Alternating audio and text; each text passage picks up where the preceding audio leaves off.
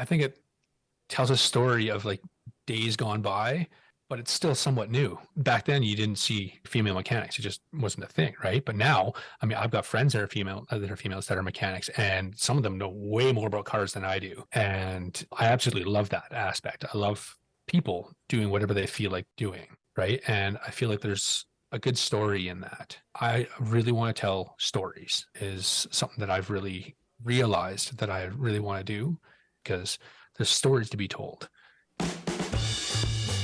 Hey, welcome to the Beginner Photography Podcast brought to you by CloudSpot, the easiest way to deliver and sell your photos online. Guess what? We got another Community Spotlight interview coming at you today. This Community Spotlight is my opportunity to interview you, a member of the Beginner Photography Podcast community, because I want to learn more about you, what your struggles are, and why you love this crazy thing that we do called photography. Now, today I am interviewing Brad McMillan. Brad's been in the group. He's been a member of the group for a few years now. And in that time, he has shot quite a lot of stuff, from night photography, a wedding or two, his own life, portraits, and I think there was even some products in there. I could be wrong about that. But regardless, he has a portfolio of images that he has shot different genres. So today he gets to share a bunch of that. And I think as you'll hear from this interview, you'll see that I think photography was a really slow burn for Brad to get started.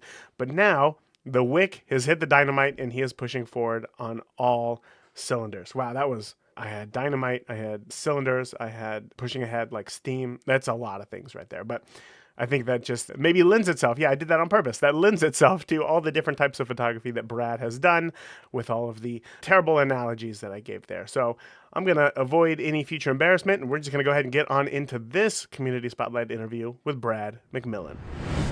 Brad, I think you know the deal. We are going to start super easy with this one. I just want to know, who are you and what do you do? I'm Brad McMillan, and I run Brad and YYZ Photos, and I've been getting into video, and it's all part-time for right now, and hopefully eventually I'll be able to go full-time with it. But other than that, I drive a tow truck, so I get to see lots of really interesting things.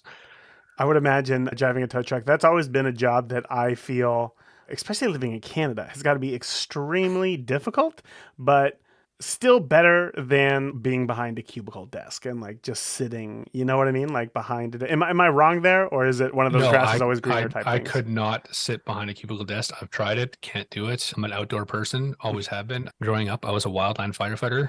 Wow. Just after I graduated, first I started scaffolding for 4 years, working construction up on the big plant sites. Then I went to wildland firefighting. I was a volunteer firefighter for 8 years. And then I've been now driving tow truck for 12 years. Actually, just recently was my anniversary there. So outdoors is definitely in me. I grew up camping, seeing all kinds of stuff. Like we used to do lots of road trips, and I remember sleeping on the floor of the car and then like waking up and rolling the window down, just basically like enjoying the weather. You gotta get your head out the window like the dogs, right? Like they know what's up. They know what's up. Dogs have the secrets to living a happy life. That is funny. So, is nature one of the reasons why you got into photography, or was it something else? Well, I've always kind of enjoyed taking pictures, so I always used to borrow my mom's little 35 mil point and shoot film camera back in I think it was grade 9. We went on this trip to Eastern Canada. We did like Toronto and Ottawa, Montreal, Quebec City, Niagara Falls, things like that. And I brought this film camera along with me. She's like, "I'll just take it with you. It's a little point and shoot. There's no settings on it whatsoever." And I blew through the 6 rolls of film that she gave me in the first 2 days. And I had to I had to go buy more. Like I had to get a teacher to bring me to a store to buy more. And this was like in the late 90s, so there was not a lot of digital out yet. And yeah, I ended up buying another like a couple packs of rolls, and I shot that entire trip. Don't know where any of the photos went. Um, I'm pretty sure that we lost them in a flood. Our house flooded a couple times Oh no. before we managed to get a sump pump installed. And then once we got it installed, it fell over. So we had to get it. And we had another flood. Yeah. Oh, yeah. It doesn't work when it falls House over, things. Brad. Come on, No, no, yeah.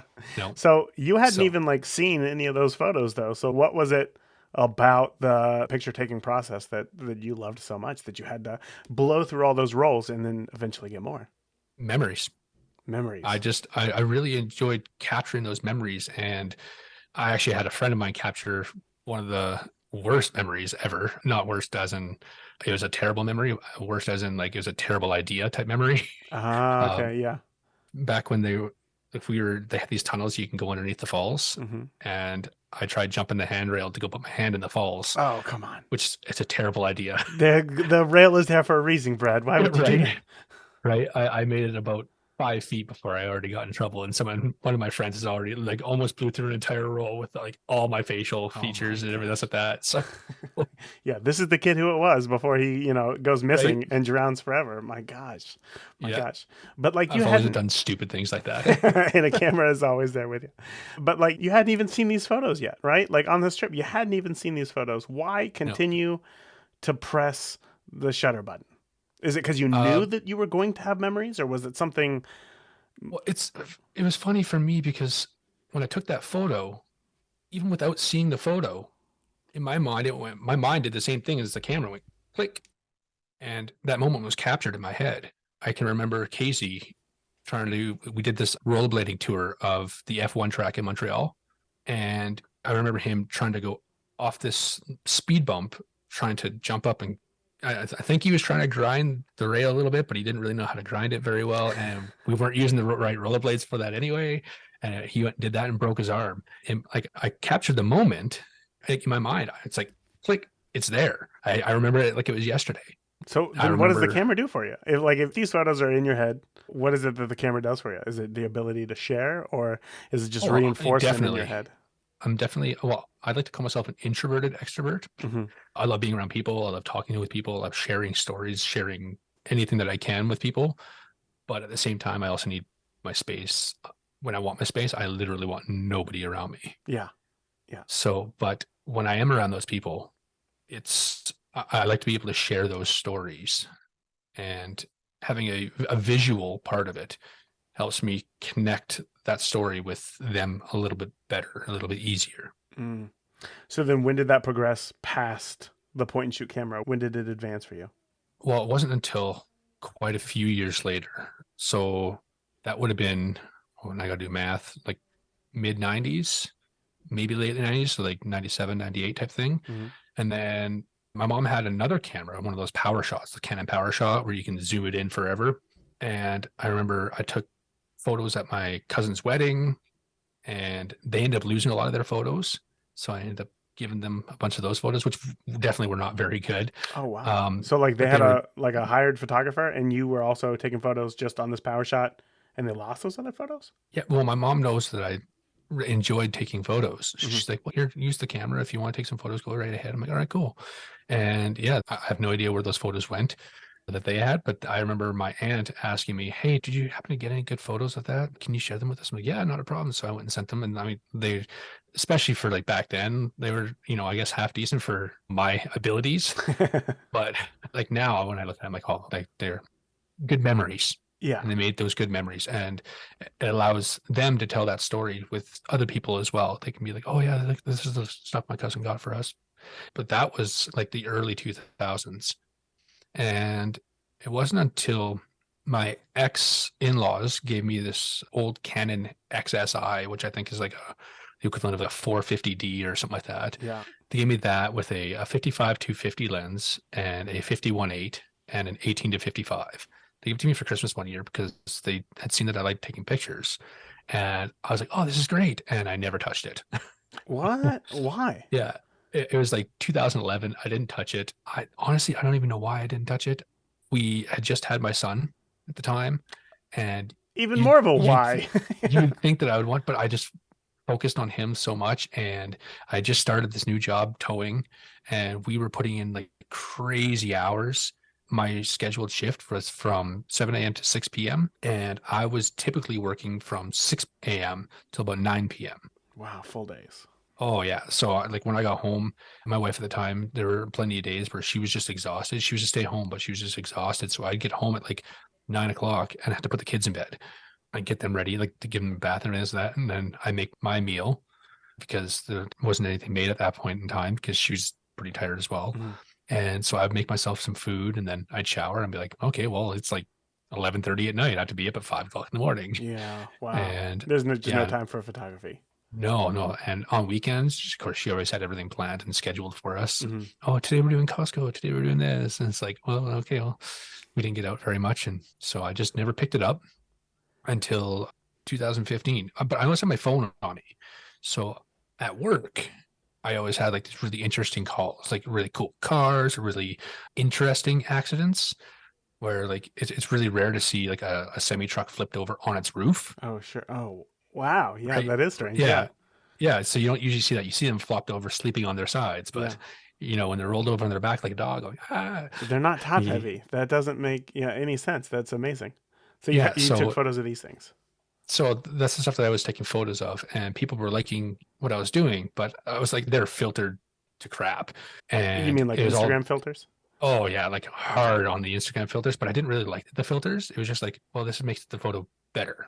Right. Right. And then I realized that it wasn't actually making the photo better, it's just making it like super saturated, super sharp. And it was right around that point where I realized I don't like filters.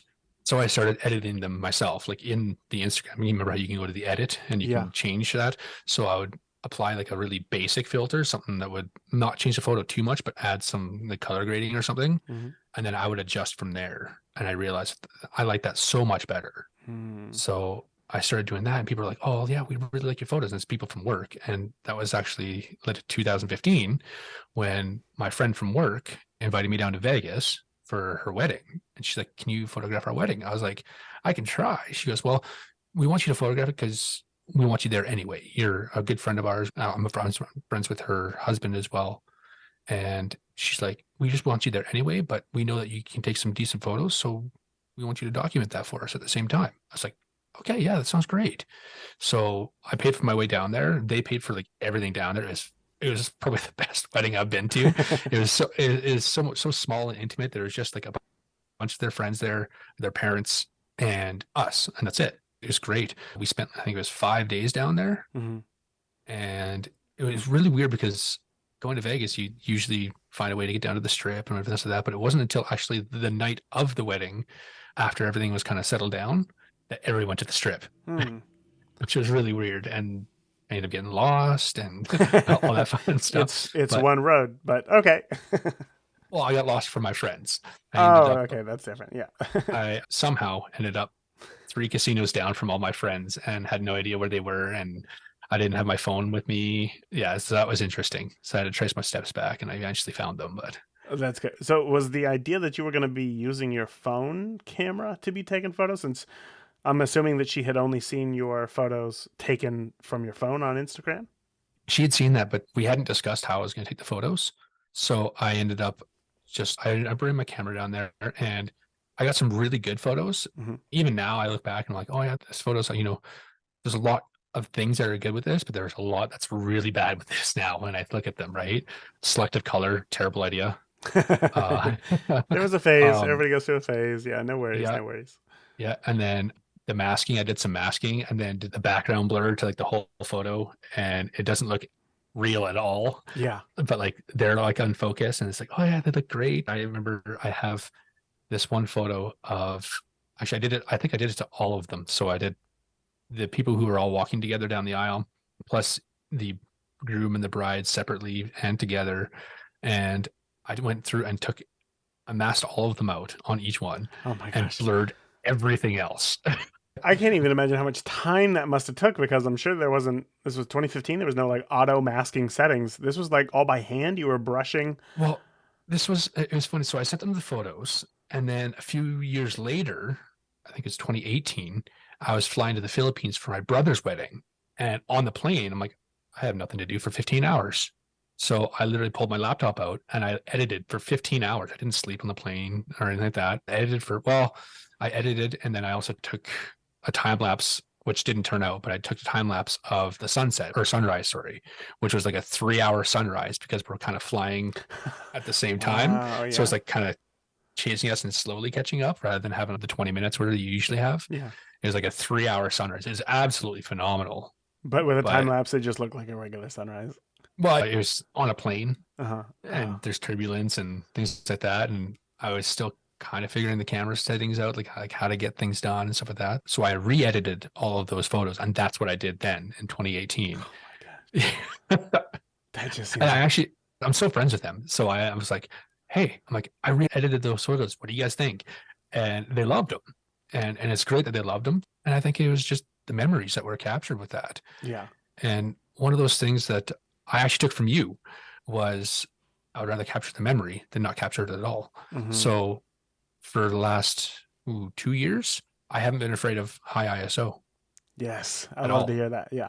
Yeah, I've been shooting. I've got photos of my son when we were skating, and I was shooting at 10,000 ISO, and it looks fantastic. Hmm. Do you think that they look fantastic because of the moment that you two had together, or do you think that the Well, photo like itself is fantastic? both. Technically, it's fantastic.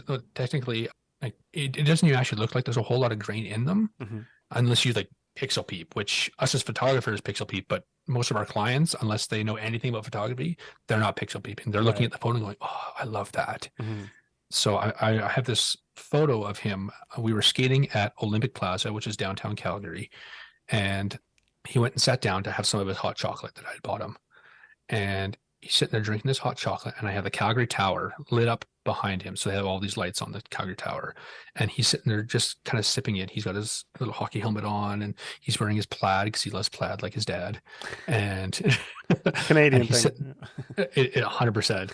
And he's sitting there sipping his hot chocolate, and I just have the tower behind him. It's a really well composed photo, but the memory of that whole event of skating with him is what I remember whenever I look at that photo. Mhm. So technically, it's a good photo, but also It's a like good memory too. yeah, 100%. Yeah. And I Yeah. think that when you have those two things together, that's what makes a great photo versus a good photo. Right. Sure. Yeah. Of course. Of course. Was high ISO an issue for you in the beginning, or was it always something that you were aware of, or what were some other struggles that you had when learning proper photography? I guess with a DSLR. Well, the high ISO was a struggle at first because I had that XSI, Hmm. and it does not do well with high ISOs. I think it only tops out at 1600 or something like that. Yeah. So that was a problem. And then I upgraded to a 60D. It's a big upgrade. Yeah, that's not bad. It's still the crop sensor, which worked really well for the stuff that I was doing at the time. I was doing a lot of landscape stuff at that point in time and some portrait stuff. And I learned now that when I was using that 50 on there, it was a lot similar, more similar to my 85 that I have now. And I really liked that 50. I was like, oh, that's 50. And so I bought this another 50 for when I upgraded it again to my 6D Mark II. Hmm. I bought another 50. I'm like, this doesn't look right. Because it was wider, because it was full frame. Yeah, exactly. Yeah. So it took a little bit of adjustment there, but I struggled with my shutter speed, actually. I remember that first wedding, and I remember they were talking about pulling the bride into the pool. Oh. Okay. This is after the wedding and everything's done, Uh and huh. she'd actually changed out of her wedding dress. And we were all finished dinner, and I remember a couple of the guys like, "Oh yeah, we should get her in the pool," because nobody had swam in this pool yet. I'm like, "We should get him in the pool. We should get him in the pool." So then they grabbed both the bride and the groom, and they just like very quickly pulled them into this pool. And I was trying to capture it, and I remember it's almost like one of those speed panning shots because it was all blurry, and you can tell what they are because I managed to have a fast enough shutter speed that it didn't completely blur everything out, Hmm. but I wasn't in focus. And although the memory is kind of there, it's not a great photograph because there's nothing technically good about that photograph. Like nothing. Like you can kind of see who it is. At the same time, I missed the moment. So you think that if you had a better understanding of shutter speed, you would have been able to properly capture that photo the way that you envision it? Oh yeah, I would have been able to increase my shutter speed, increase my ISO, and it might have been a little bit grainy, but at the same time, I would have had more of them in focus and still have, if I knew about how to do panning while shooting, Hmm.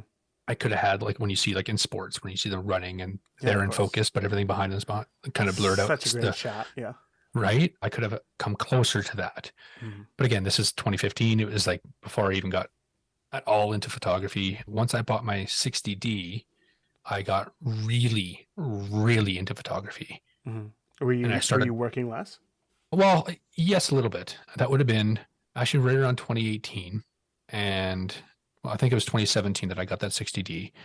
And I took a few photos with it. And what had happened, I actually had my camera bag stolen.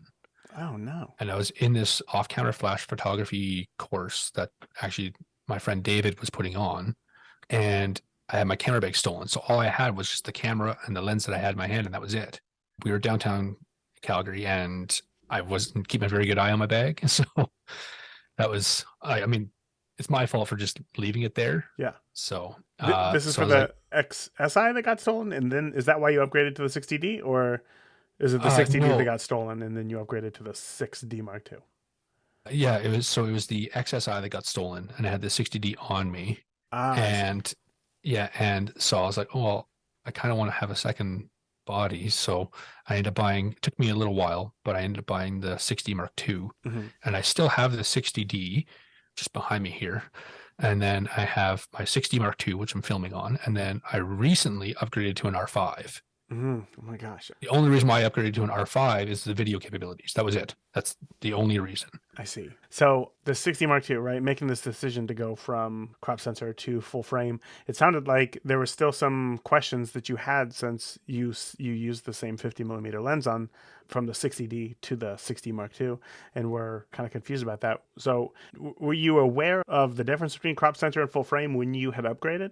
When I finally did upgrade to the 60 Mark II, yeah, I'd finally understood that there was the crop factor on the 60D, Hmm. because I got really nerdy with cameras when I started looking at the 60 Mark II. Uh, I got like super nerdy on it, and I started really getting into it, but I don't think I fully grasp the differences between the crop sensor and the full frame.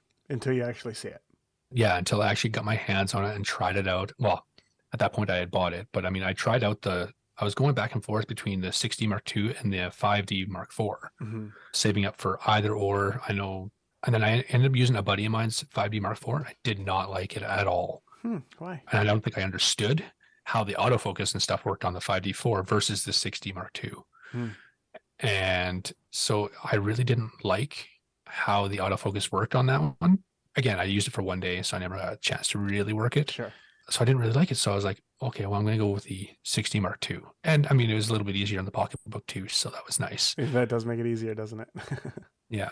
But I got like super nerdy. I started getting right into a lot of the review pages. And that's where I got kind of hooked up with Seth Miranda. Hmm.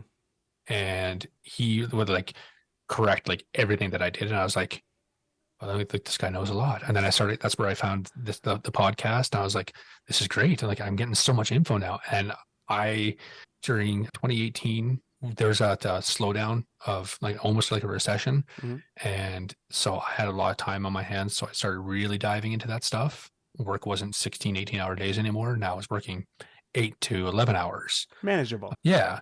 So I was taking in a lot of information at that point in time. What was it And that you trying were to put shooting? I was shooting mostly landscapes, Mhm. and then I was shooting the occasional portrait. And I took those landscapes and realized why I can do certain things.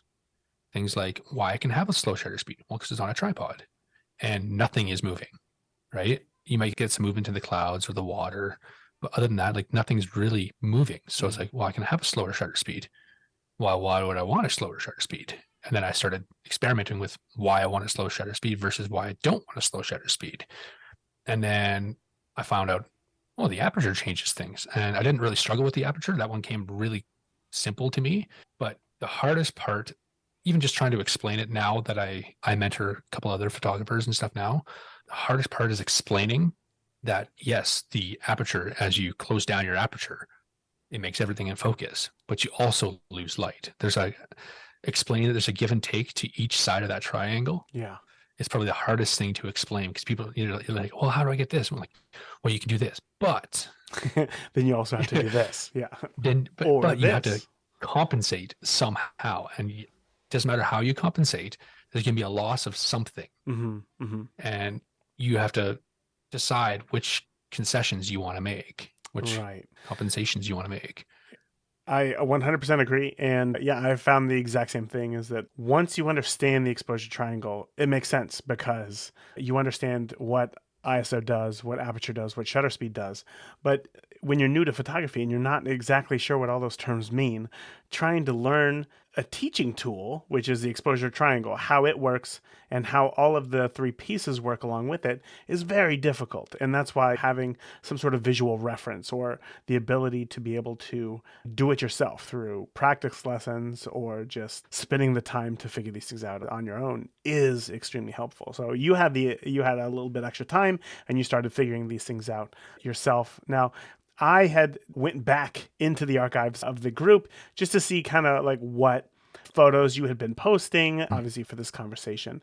And I think what's interesting is that I feel like you have always had some sort of eye for light. Now, I don't know how far you were into your journey before you joined the group, but if you found the podcast from Seth Miranda, I met Seth Miranda in 2020. So it would have been shortly after that that I had him on the podcast.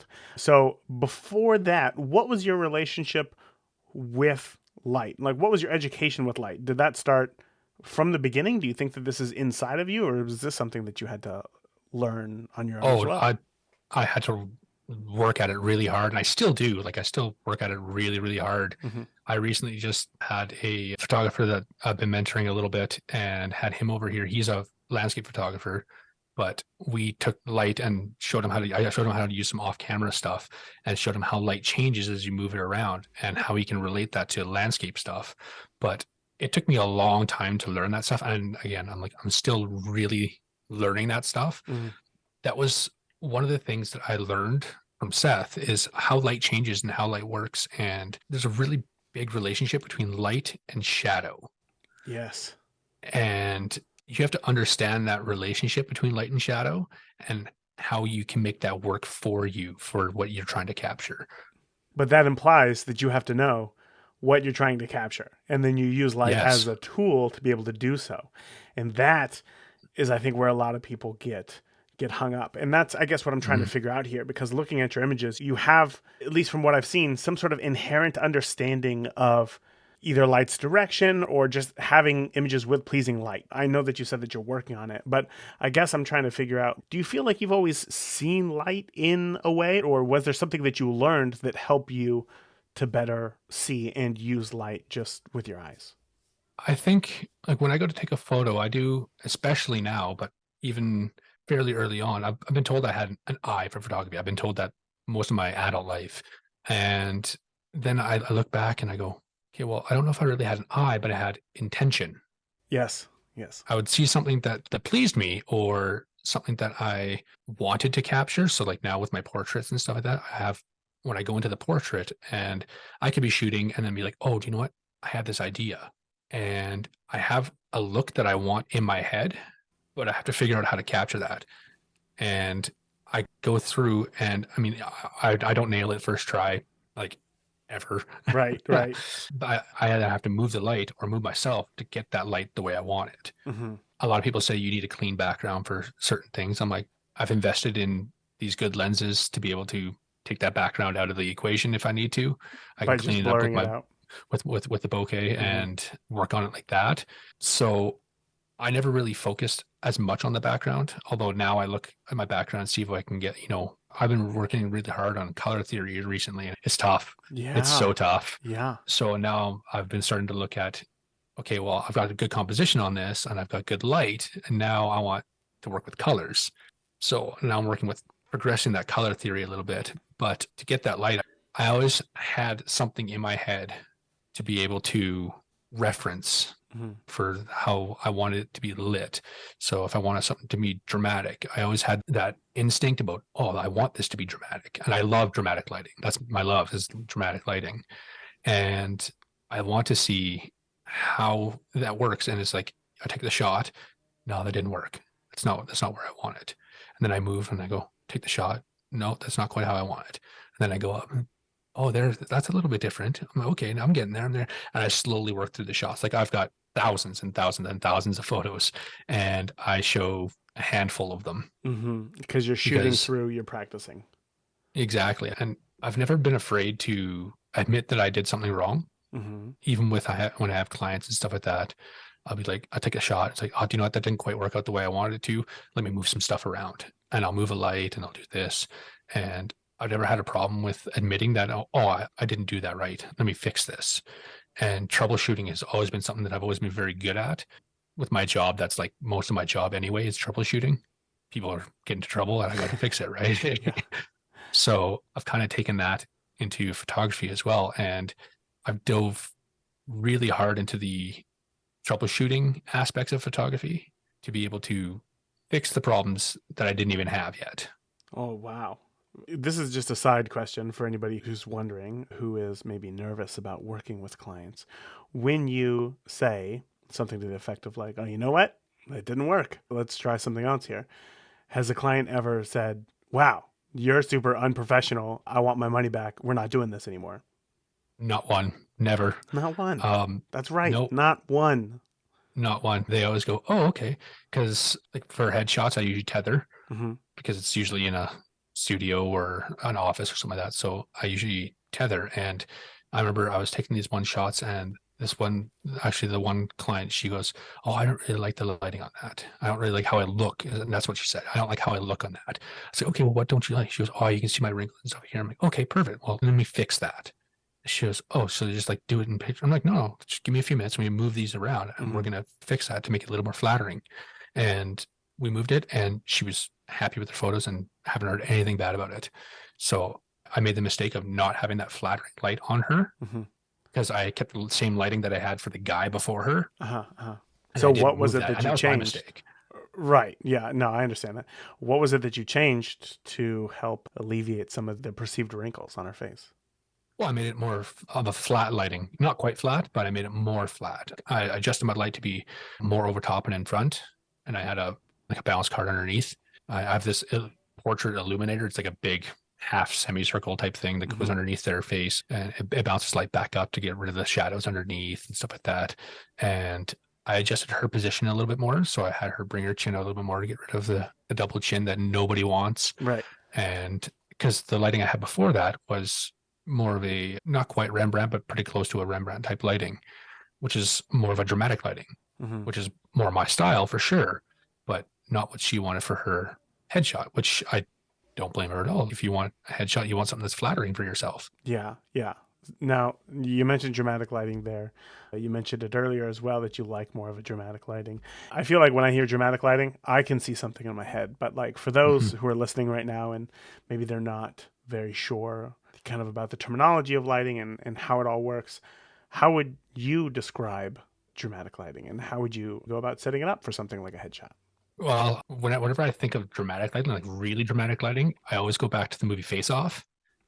Yeah. Do you remember the Yeah. The the cover. movie Yeah. poster? Yeah, where it shows Travolta and Cage, and they got half Half their the face face. is lit and half it's not. They have like straight up split lighting, Hmm. super dramatic. More shadows or really harsh shadows versus softer shadows. Usually with softer shadows, you don't usually have that as dramatic lighting.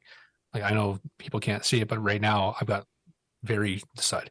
I got very good shadows, like hard shadows on this side of my face, and very soft shadows on the other side, right? Hmm. So I have more of a short lighting going on right now. But so setting it up, usually you want to have you can have a softer light and still have hard shadows, right? Not having that bounce card in there, those dark, deep shadows. Hmm. Hmm. So if somebody's like listening and maybe they don't own a flash, right? They don't Mhm. have anything like that. Like right now, all that they have is their camera and their lens. How do you suggest they go about trying to find and create their own dramatic lighting? The sun is great for dramatic lighting. The sun is fantastic to get super harsh shadows.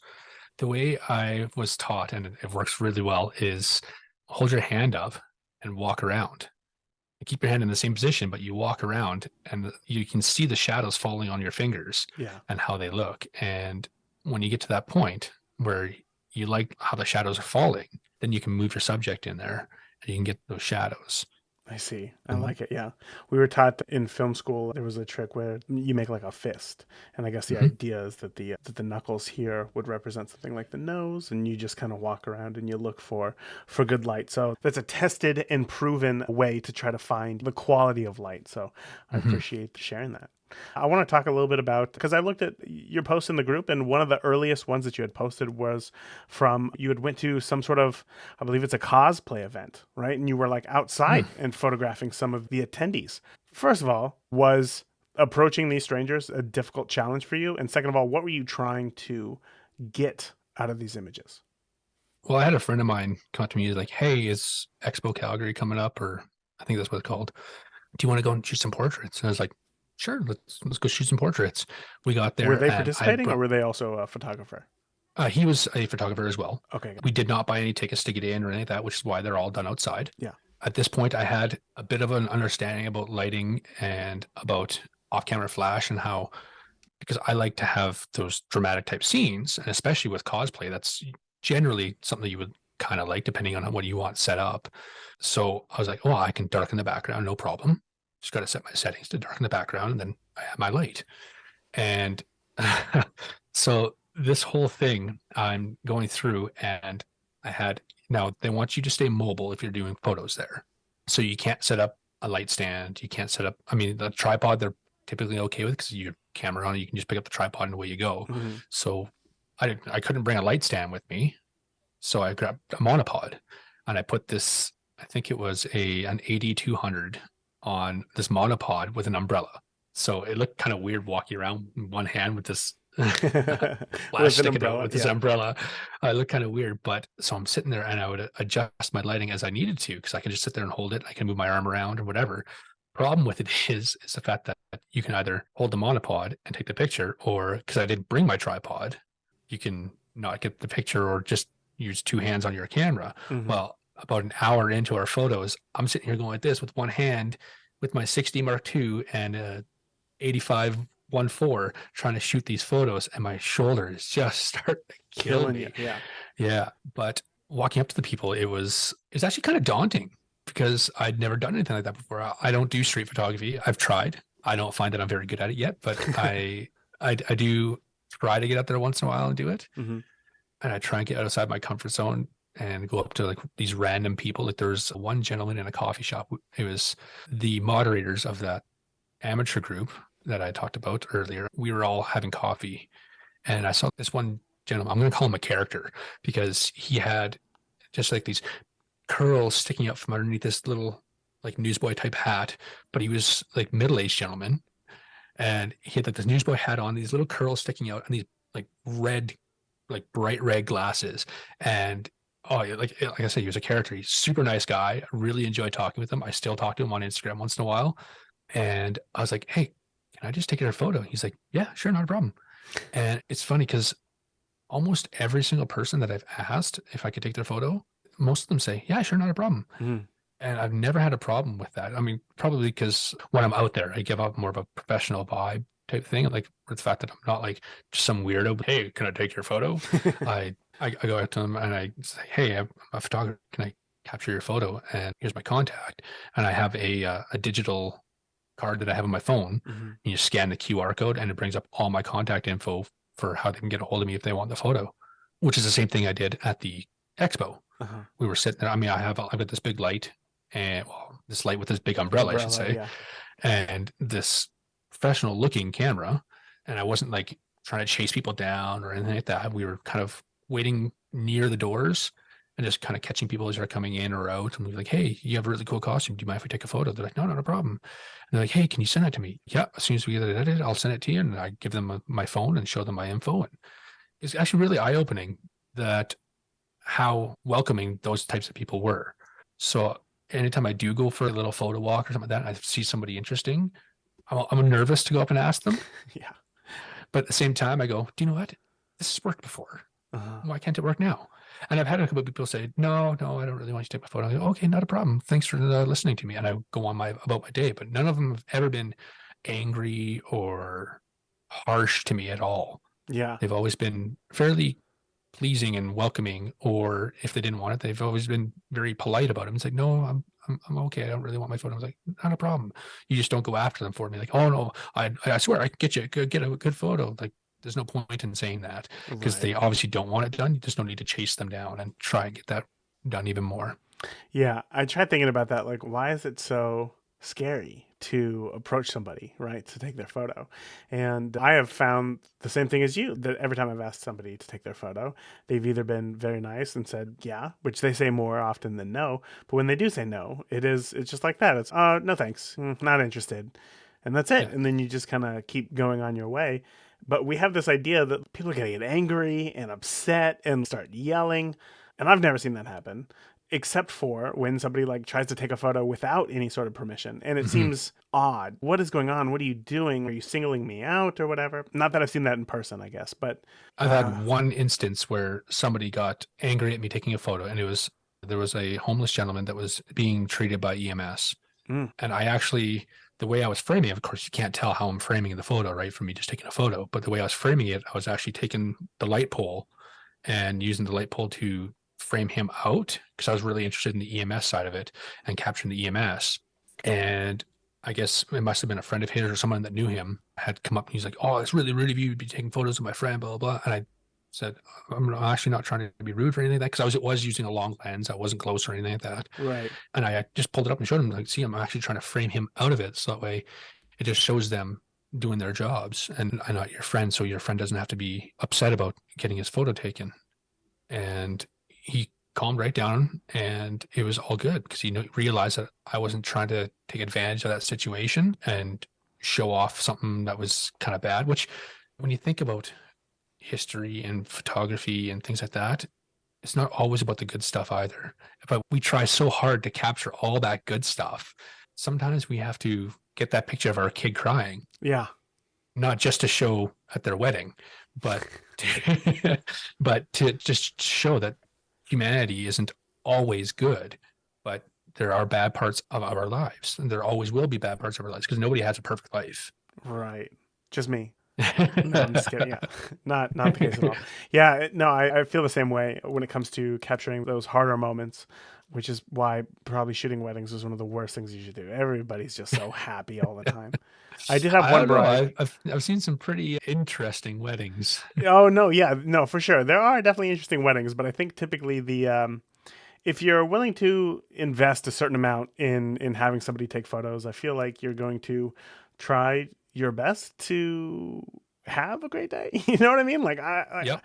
I don't know. I've definitely been to weddings where just communication was very poor, and you could just feel it and you're like, what is happening right now? And you try to shoot it. You're like, how can I get this feeling in a photograph? Even though they're not going to want it, I want it, like almost as a personal challenge to see if I can capture this awkward feeling in this room. And that is hard. How do you capture the Yeah. feeling of awkward at a wedding day? Yeah, very difficult. But anyway, I'm right there with you with photographing kids and feeling upset. But that's also a hard one too because you don't want them to feel like something is wrong, like something's weird by you Hmm. taking their photo. I don't know. I'm not a psychologist. I'm But you probably know what? just totally screwing my Maybe kids up. that's why people feel weird Hmm. about that is because we don't capture it often enough. Right. Yeah. We don't normalize it or anything. It's hard to capture even good or bad. It's hard to capture emotion Hmm. and Hmm. show that in one photo. Yeah. So Yeah. when you do capture that emotion, whether it be good or bad, I feel like you've done something well. Right. I That's a feel I good feel point. I feel like you're winning if you've managed to capture that emotion. Uh huh. That's a hard one. That is a hard one because then you Hmm. ask yourself, like, well, what am I going to do with these photos? What's the end goal? I'm not going to print this photo. I'm going to keep Yeah. it, but what am I going to do with it? And I guess that's just what you figured out. You save it for the wedding, I guess. I guess that's what you do. Yeah. Yeah. I want to know when it comes to your photography, kind of where you're at today in your journey. You're exploring more of a professional route as well. For you, what does a dream photo shoot look like? What is your World Series moment? What kind of photo shoot is that? I actually have these two photos in my head that I have wanted to capture for several years now. Hmm. And one very, very Joe McNally inspired lighting, very kind of dramatic and like sharper, like the whole photo is kind of sharp. It's a classic truck, like we'll say like pre-50s type Hmm. of truck. And it's broken down at a shop. And of course, it'll be a couple, and they'll be dressed to match the era. And then there'll be a mechanic there. And the mechanic's got the hood up and he's like inside working on the vehicle. And I want to do several different iterations of this. I want to have the classic take where the male mechanic and she's sitting there like smacking her husband. See, I told you. And I really want to kind of get something like that. But then I also want to do a more modern take on it and have a female mechanic working on the truck and same sort of thing where she's like, see, I told you it was going to break, blah, blah, blah. So that's kind of one that I want to get like, a little bit wider. You can see the garage, you can see the truck, like the whole truck or most of it. Mm-hmm. So that photo is something that I really want to do. And What then does that another mean one, to you? I want to know what like more about that shot. Like, what does that photo mean to you? Like, why is that photo in your head? Why do you want that photo? I think it tells a story of like days gone by, but it's still somewhat new. And especially if I can get both iterations of it, Mm-hmm. because back then you didn't see like female mechanics. It just wasn't a thing, right? But now, I mean, I've got friends that are females that are mechanics, and some of them know way more about cars than I do. And I absolutely love that aspect. I love people doing whatever they feel like doing, Sure. right? And I feel like there's a good story in that. Gotcha. And I really want to tell stories Mm. is something that I've really realized that I really want to do, which is another reason why I've started getting into video as well, is because there's stories to be told. And sometimes you can't capture the story that you want in a photo. Right. Right. Brad, I know that one of the photos that you have several times you've posted in the group about your Spotify Wrapped. And according to the metrics, you have listened to the podcast for more than 9,000 minutes. And that is just insane. I want to know, out of all of the episodes that you've listened to, hundreds, literally hundreds, was there one that stood out to you? Not one in particular, because I listen to them and I take little things away each time that I listen to it. I really enjoyed the one where you get to talk to the Dodgers photographer. Oh, yeah. John That, Suhu. Yeah. that was super entertaining. I really loved it. I loved that if you're listening to it, you can definitely hear in your voice you're super fanboying. Oh, man. It was amazing. Yeah. But at the same time, you're like, keep this professional. Uh-huh. I loved hearing all that in your voice. Really enjoyed the first episodes, which really got me hooked. The first episodes for me, anyway, which was Seth, Miranda, and Vanessa Joy. Mm-hmm, mm-hmm. Those two different episodes, those ones really got me hooked on the actual podcast. And I mean, Seth just has so much to say Yeah, absolutely. all the time. Like he has so much knowledge, so much to say, and it's so interesting the way he says it. And the questions that you asked in that episode were spot on. Thank you. Yeah, between the two of you, you guys really drove that entire episode, and it just got hammered right into my head. You had a boudoir photographer on there that was really interesting, and Justin Anderson.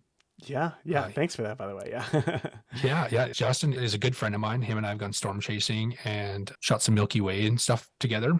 I actually saw him last year at Moraine Lake.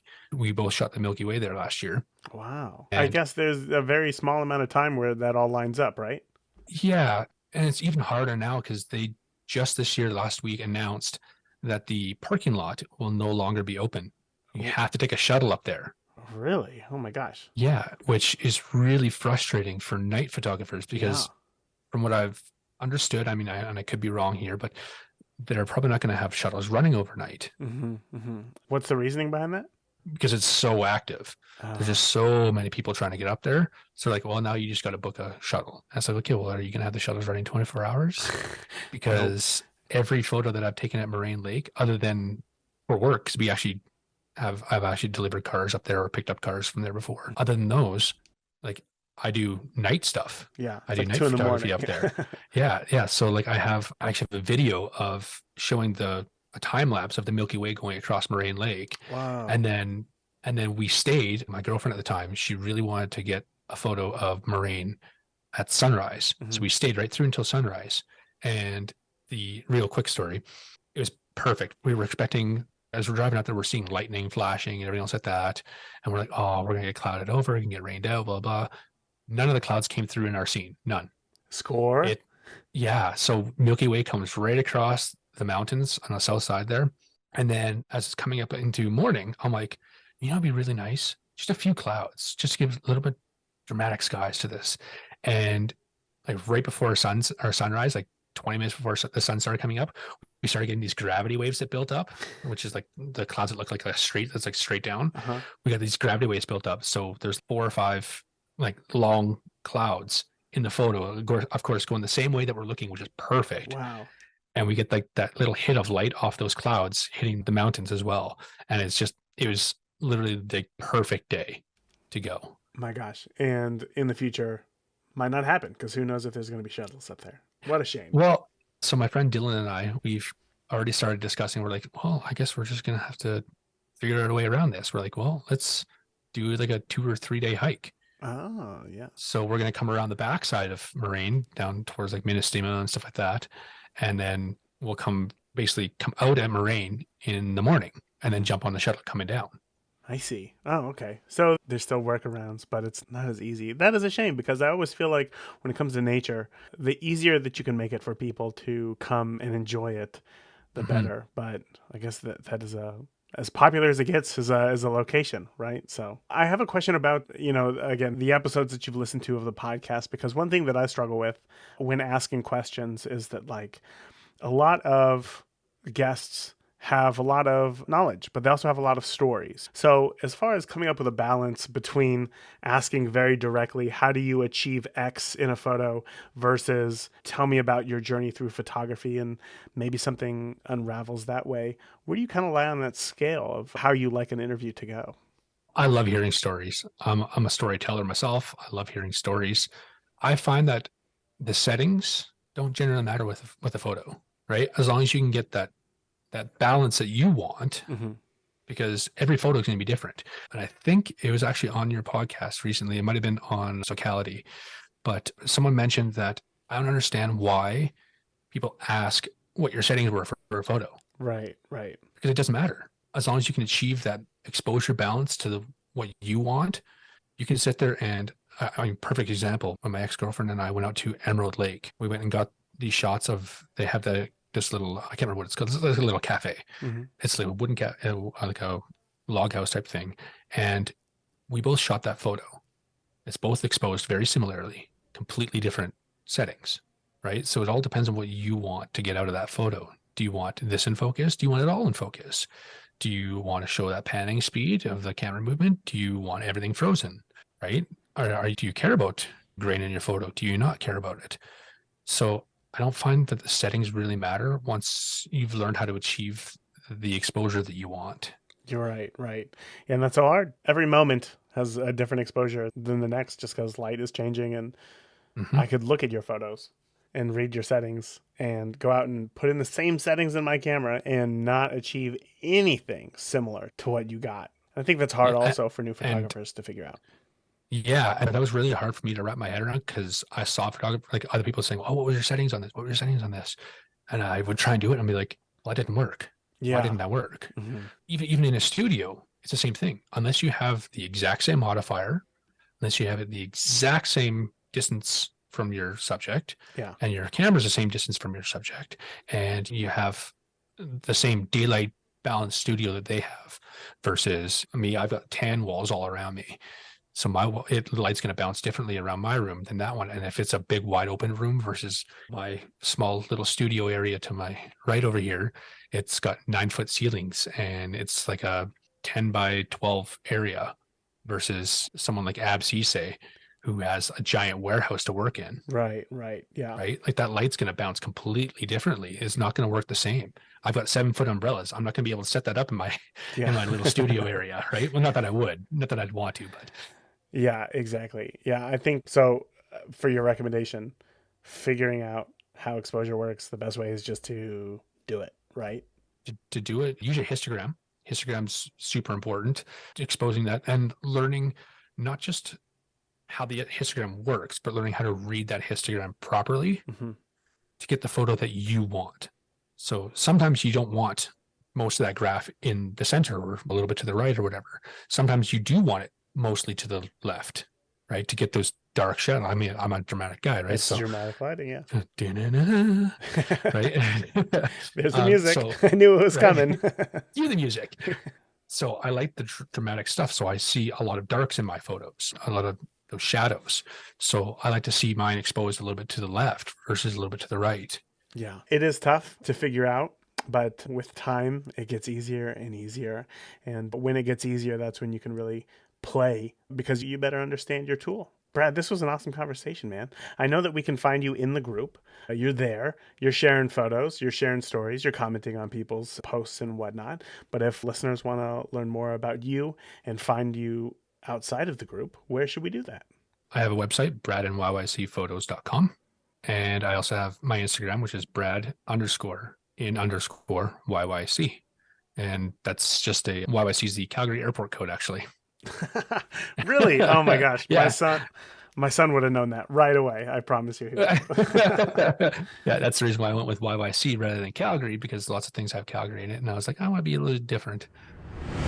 Remember, this Community Spotlight series is all about you and the supportive beginner photography podcast community. Now, if you would like to be a part of this very supportive community, I would love to have you. You can find a direct link to the group in the show notes of this episode or by heading to beginnerphotopod.com/group. Thank you so much for listening today. And remember, the more that you shoot today, the better of a photographer you will be tomorrow. Thank you for listening to the Beginner Photography Podcast. If you enjoy the show, consider leaving a review in iTunes. Keep shooting, and we'll see you next week.